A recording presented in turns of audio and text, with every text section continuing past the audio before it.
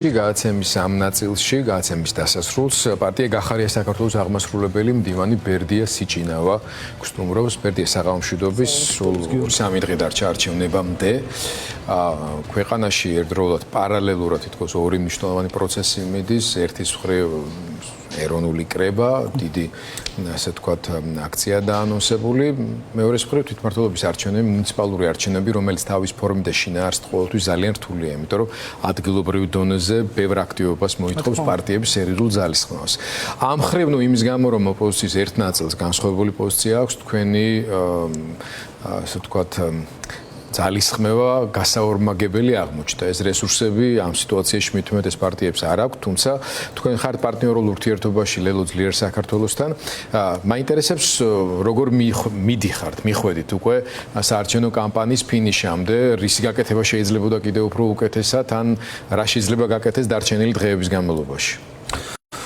ხო, საღამოშვიდობის მივესალმები ფორმულას მაყურებელს. გიორგი, ჩვენ მართლაც არაორდინალურ ვითარებაში ვართ, თუ სტანდარტულ არჩევნებში გვიწევს რაღაცა ნარატივების მოგიერება, ხელისუფლების რაღაც პროპაგანდისტული მესიჯების, ზუსტად იმავეთია დაკავებული ოპოზიციის ნაწილი, რომელიც რაღაც თავის გეგმაზე კი არ საუბრობს და სტრატეგიაზე რას გააკეთებს უბრალოდ, როგორც 4 ოქტომბერს არჩევნების დღეს უპირისპირდება და უამრავი ასეთი ნარატივი სოციალურ მედიაში თუ მედია საშუალებებით მათ სპიკერები აქტიურად ლობირებენ აი ამ ნარატივს. რაც შეეხება კამპანიაში აქტიურად არის ჩართული ჩვენი პოლიტიკური პარტია და მე არ ვიცი დარწმუნებით შემიძლია გითხრათ და იმედს გამოვთქვამ, რომ აბსოლუტური უმრავლესობა იმ ადამიანების, რომლებთანაც ინტერაქცია მოახერხეთ, მათი აბსოლუტური უმრავლესობა იშვიათი გამონაკლისების გარდა აპირებს არჩევნებში მონაწილეობას. გეთანხმებით იმაში, რომ ეს არის რთული არჩევნები, ბევრად უფრო გაუარესებულ გარემოში ტარდება, ვიდრე ჩატარდა 26 ოქტომბრის არჩევნები, თუმცა ძალიან მარტივი ამოცანა გვაქვს.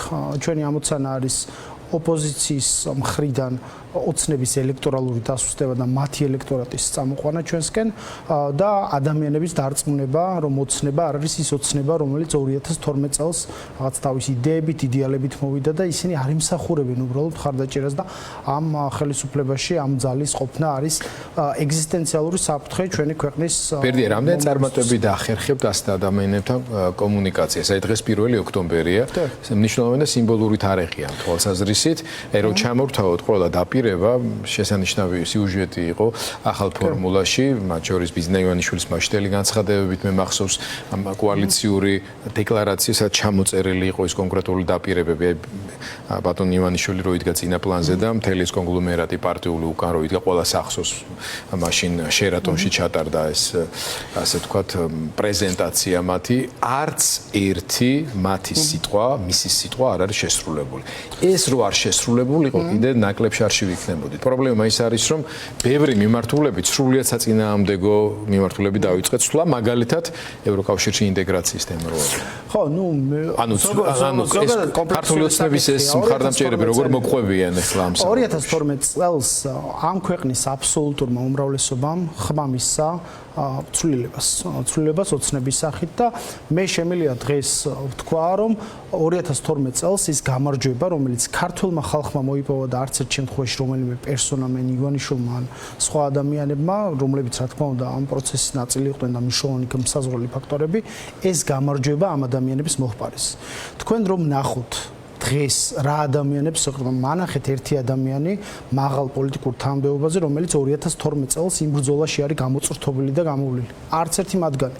დღეს საკრებულოების დონეზეც კი, აი ის ფლიდები, ფარისევლები, რომლებიც ჩაგრავდნენ იმ ადამიანებს, რომლებიც 2011-12 წელს ნაცმოძრაობის რეჟიმის წინააღმდეგ იბრძოდნენ, ის ადამიანების ხედან დღეს მათ უფროსებად და ამ ადამიანებს გროშებზე ამუშავებენ, სადღაც აიპებში, რიგითი საკრებულოს წევრება და ასე შემდეგ. ეს ადამიანები არიან მერები მოადგილეები, საკრებულოს თავმჯდომარეები, ბიზნესაც ახლა მშვენივრად ალაგებენ ოცნებას.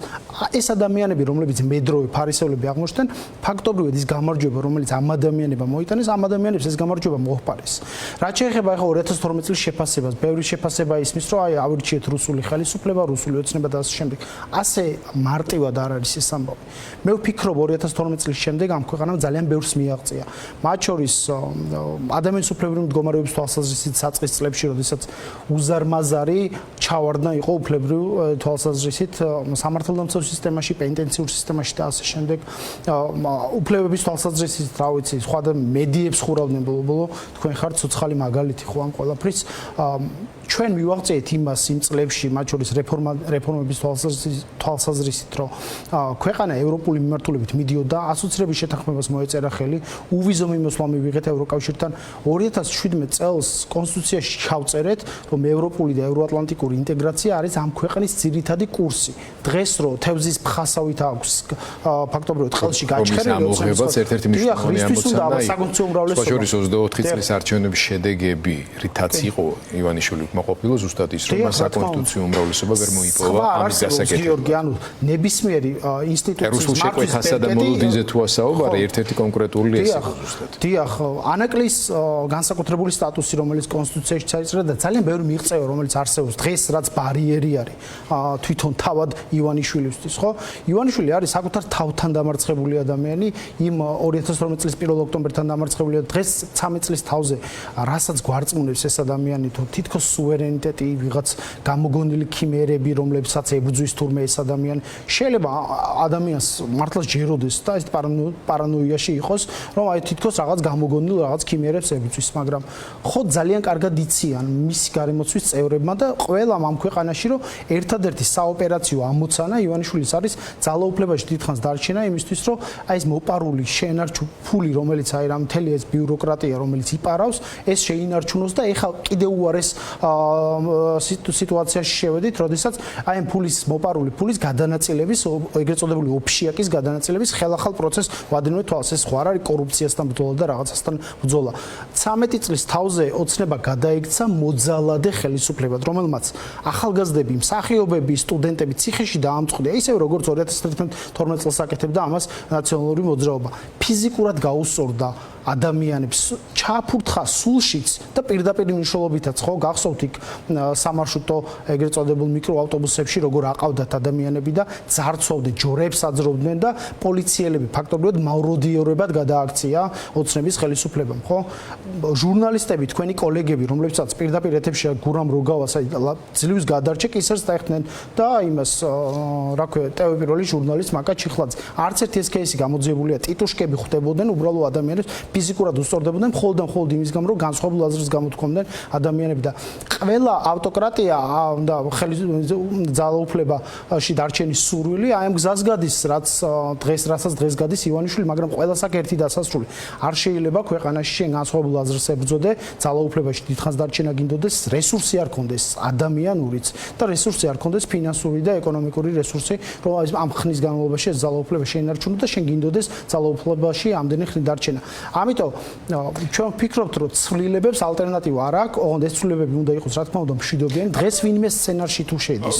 მაგამდე მივალთ აუცილებლად, მანამდე მოდით ვახსენოთ დღევანდელი ეპისტოლე ივანიშვილის მემას ტოტალიტარის ეპისტოლე დავარქვი, იმიტომ რომ პირდაპირ არის გაცხადებული რა მიმართულებით წავა რეჟიმი და მათ შორის უკმაყოფილება არის გამოხატული შიდა ღალატთან დაკავშირებით, რომ ამან დიდი საფრთხე შეუქმნა როგორც სისტემას, ასევე ქვეყანას და ასე შემდეგ და ნუ სახელობითი გარწერია, მაგრამ თუ კი ვინმე სახელი და გვარი მის ქვეშ მყოფ პირებთან მიმართებაში, ეს გიორგი გახარიას და მისი გუნდი არის. ეს უბრალოდ უკმაყოფილება კი არა, ძალიან სერიოზული გაღიზიანება, მან თავის ბოლო ინტერვიუში წარდამალა, ხო, 24 წლის არჩევნების წინ როცა მიცა და თქვა, რომ დავსჯიო რა და აი ეს დასჯის პროცესი პრინციპში მიდის იმ გაგებით, რომ გახარია იძულებულია რომ საქართველოს დაეტოვებინა და ფაქტობრივად ქვეყნის გარედან აწარმოებს თავის პოლიტიკურ საქმიანობას.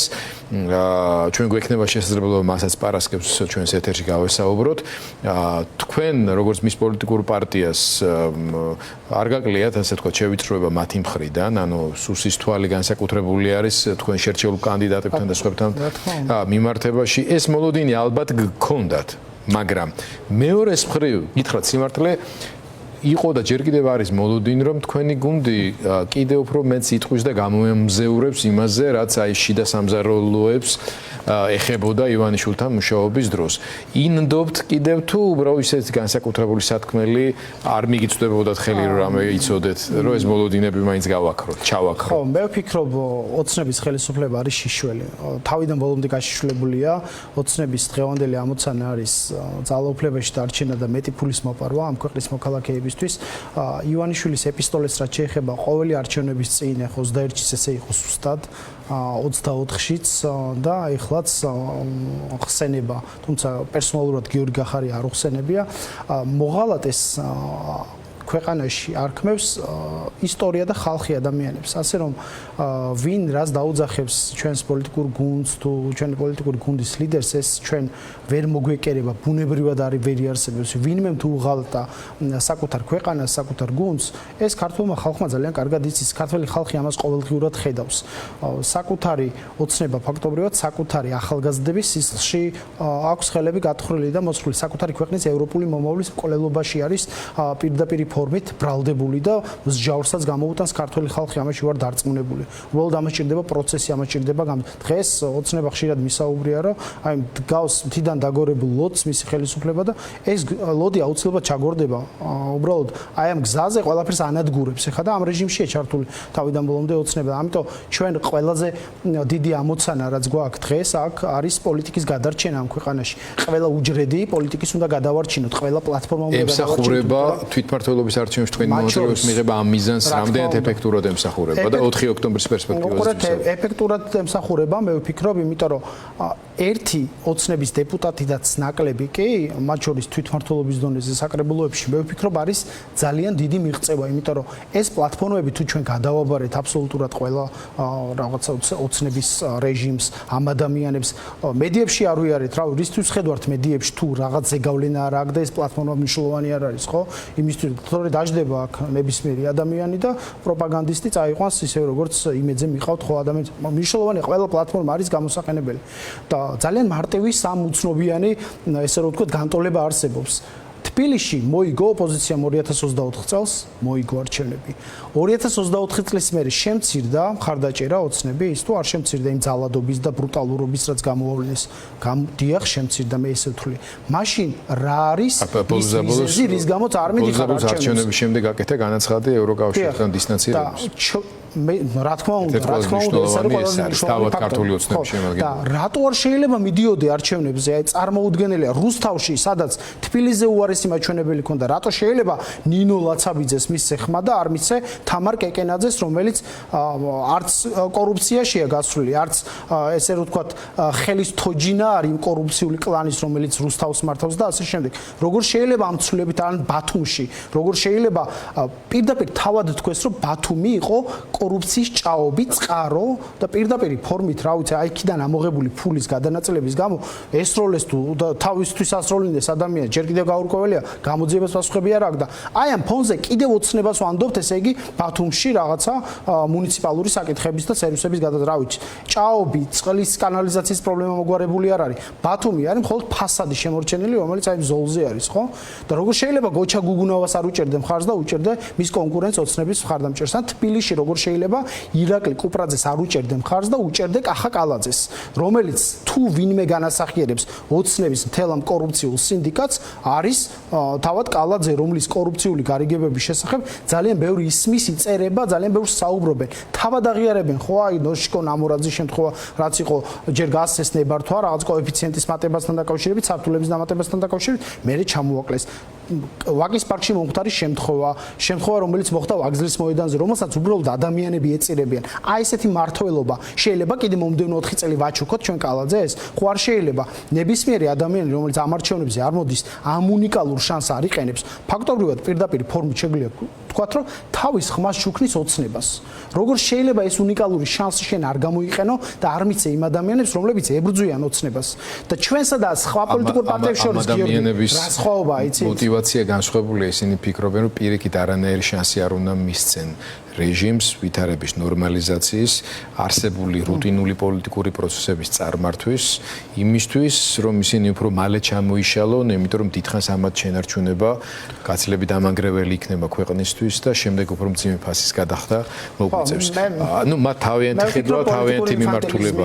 ეს იმიტომ რომ 4 ოქტომბრის მშვიდობიანი არ ვიხმარ იმ სიტყვას რევოლუცია ვთქვათ ასე ჩემი აზრით უფრო შეიძლება შეესაბამებოდეს თქვენმა ლიდერმა დღესაც დიან ტრაპაიძესთან საუბარში მანამდე ჩემთან ინტერვიუში თავისი ანუ საფრთხეებზე გაამახვილა ყურადღება რბილად რო ვთქვათ ამ დღის აი თუ შეგიძლიათ თქვენც რომ ახსნათ ეს საზოგადოებისთვის თქვენს პარტიას რატო აქვს ესეთი კრიტიკული დამოკიდებულება შეკრებას ბატონმა გიორგიმ ძალიან მკაფიოდ თქვა რომ ეს პროტესტი იყო ერთადერთი მიღწევა რომელიც ოცნებამ ვერ დაამარცხა და ვერ მოერია მშვიდობიან პროტესტს ეს არის ჩვენი უპირატესობა რომელიც გვქონდა მორალური უპირატესობა ხო მთელი ის ნარატივი რომ ესენი არიან ამრევები ესენი არიან რევოლუციონერები ესენი არიან დამამხობლები ეს ნარატივი ხო იმუშავა ამ ნარატივმა 2020 წლის არჩევნებზე რომ ჩვენ მშვიდობის მომხრე ხალხი ვართ რა ნუ წარმოუდგენელი სიგიჟე რა როგორ შეიძლება მშვიდობა ეწოდოს რაც ნოემბერ-დეკემბერში მოაწყო ოცნებამ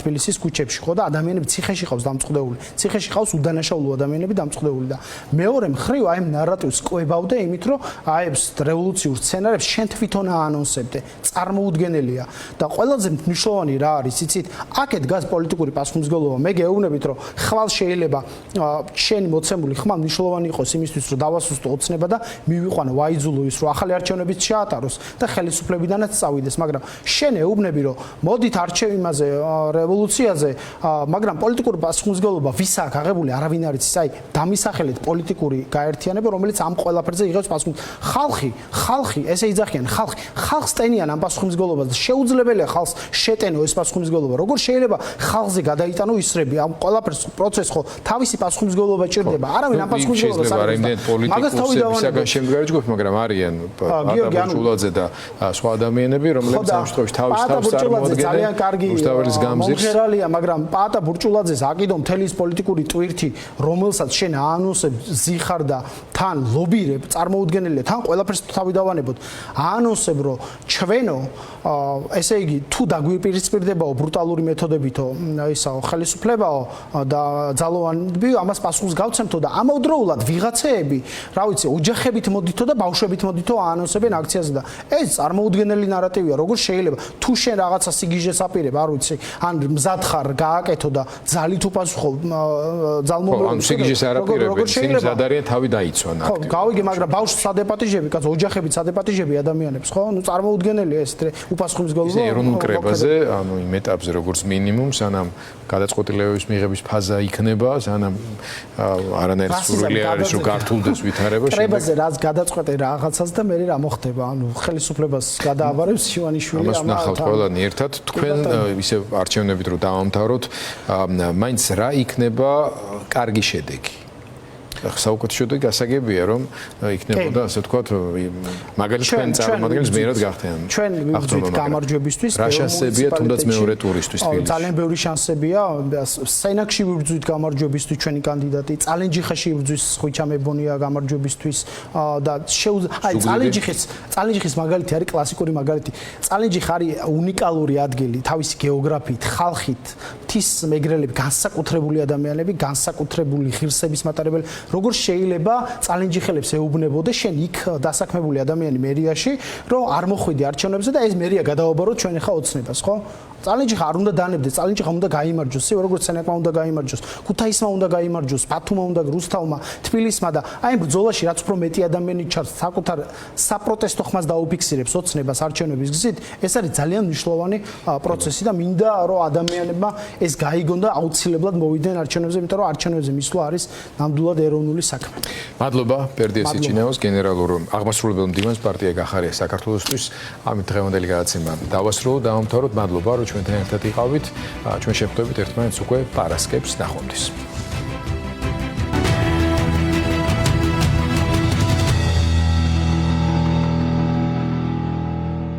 ნაწარმოები შეიცავს თამბაქოს ნაწარმის, თამბაქოს აქსესუარის ან მოწყობილობის